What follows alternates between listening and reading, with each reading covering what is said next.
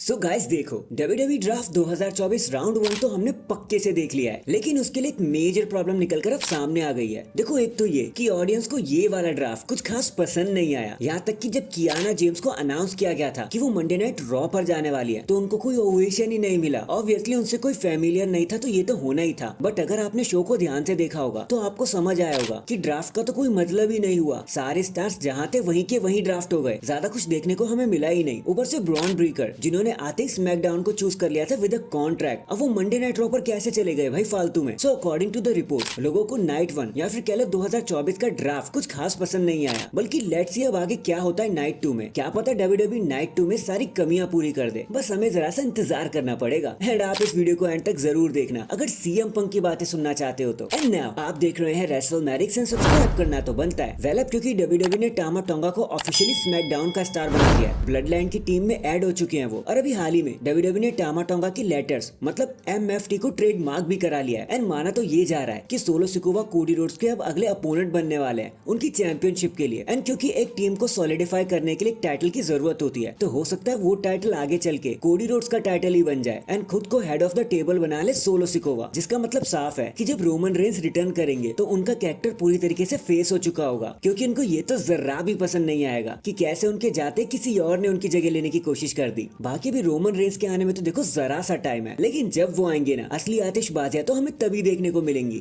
#We want Roman Reigns. इसके बाद SmackDown के एंड हो जाने के बाद मतलब ऑफ एयर के समय पर हमें सीएम पंक देखने को मिले थे। वैसे मैं आपको बता दूं कि सीएम पंक शो स्टार्ट होने से पहले ही आ गए थे, बट फिर भी उन्होंने शो के एंड होने का वेट किया। पहले तो वो सबके सामने आए, सिंसिनेटी ओहायो का शुक्रिया किया और उनसे पूछा कि क्या आपको मजा आ रहा है, क्योंकि हमें तो बहुत मजा आ रहा है। सीएम पंक बातों बातों में बताते हैं कि यार मेरा आर्म अभी 100% तो ठीक नहीं हुआ है, लेकिन बहुत जल्दी मैं वापस जरूर आ जाऊंगा, मैं आपसे वादा करता हूँ। जिसके बाद उन्हें अल्फा अकेडमी आकर इंटरप्ट कर देते हैं। सो कॉल्ड अटैक करने की कोशिश करते हैं वो सीएम पंक के ऊपर, बट पंक कहते हैं ओके मैं जानता हूँ मैं 100% नहीं हूँ, लेकिन मैं किसी ऐसे पर्सन को जरूर जानता हूँ जिसने अभी अभी रिटर्न किया है और वो लड़ाई के लिए एकदम तैयार है। जिसके बाद शेमस वहाँ पे आ जाते हैं, पंक के साथ हाथ मिलाते हैं और अल्फा अकेडमी को वहाँ से भगा देते हैं कि भैया पहली फुर्सत में बाहर निकल लो। नेक्स्ट अब आपको पता ही होगा कि कैसे WWE ने स्पीड मैच वाला कंसेप्ट निकाल दिया था और हम सब वेट कर रहे थे कि वो हमें कब देखने को मिलेगा। सो इस फ्राइडे नाइट स्मैकडाउन के बाद नॉट ओनली वो हमें देखने को मिल गया बल्कि उसका पहला चैंपियन भी क्राउन हो चुका है जो है रिकोशे। और अब तो स्पीड चैंपियनशिप को भी रिवील कर दिया गया है। काफी कलरफुल सी ये चैंपियनशिप लग रही है और बीच में बड़ा सा स्पीड लिखा हुआ है। अब देखो यार ये एक एक्स अकाउंट एक्सक्लूसिव है तो इस चैंपियनशिप के लिए मैं ज्यादा कुछ तो नहीं कहूंगा, बाकी आपको कैसा लगता है वो बता देना।